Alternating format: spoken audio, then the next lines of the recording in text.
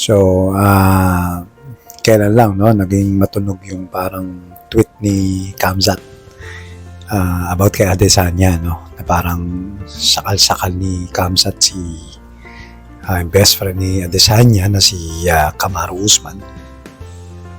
At sa next photo na sinend ni Kamzat, yung picture ni ni Adesanya.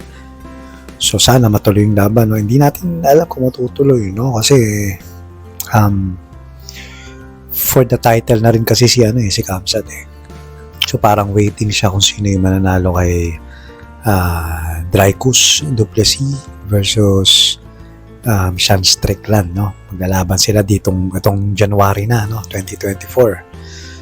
So kung sino yung mag-champion dun, malamang yun yung makakalaban ni Kamzat, no?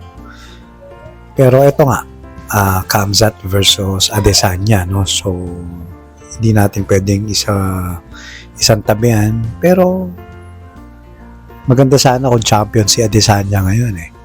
'Di ba? Eh kaso hindi na, no? Sean Strickland na yung champion ngayon.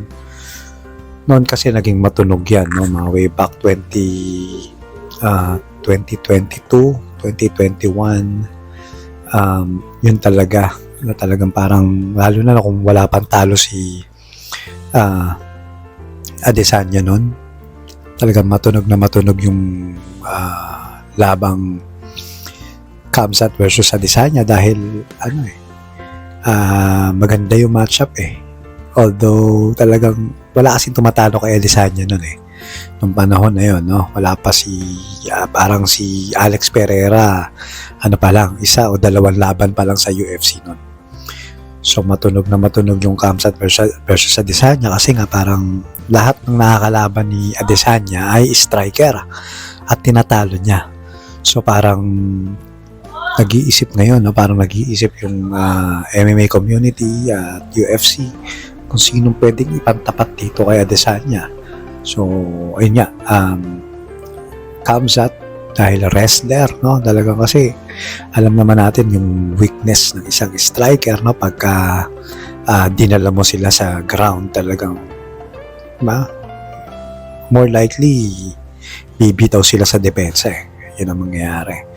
O yun nga guys, nag-move down kasi nung si Kamzat from middleweight to welterweight nung siya na mayagpag, no? So kaya yung mga nakakalaban niya talaga ay welterweight talaga.